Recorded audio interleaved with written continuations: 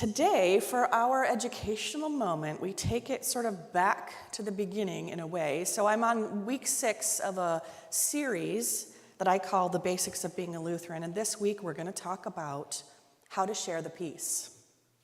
Now, some of you may not realize this, but sharing the peace was actually the reason we started these educational moments. Beth will remember, when I first came, because I noticed that you didn't share the peace, and I was like, oh, we're just going to share the peace this week. And Beth, being wise, said, you might want to take that a little slower. So we started educating on why do we share the peace, right? And now you guys are so good at it. But you may not be 100% comfortable, right? And that's okay. So why do we share the peace? A little reminder.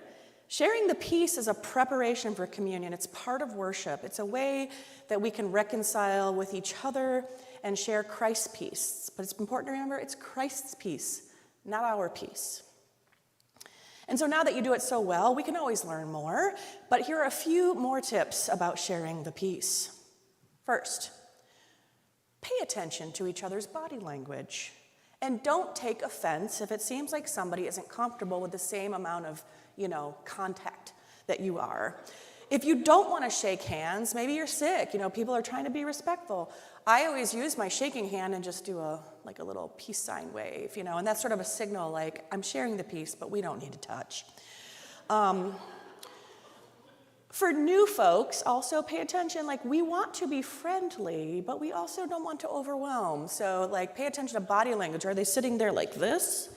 Then maybe just say, welcome, peace, I would say, second is, say peace be with you, or Christ's peace, or the peace of Christ be with you, or something like that. However, do not say, what are your afternoon plans? What did you do over the weekend? The joke you just heard, or anything like that, because sharing the peace is not social time, it's still part of worship. 3, when I say share the peace with your neighbor, that is my subtle or not so subtle way of saying you don't have to tell everybody. It's okay if you share the peace with everyone because we all love each other, but just be aware that when I say the words, as we move into the time of offering, pause, that translates to, okay, folks, enough already. And number 4, share the peace with a heart of reconciliation and allow that peace to prepare your heart for communion.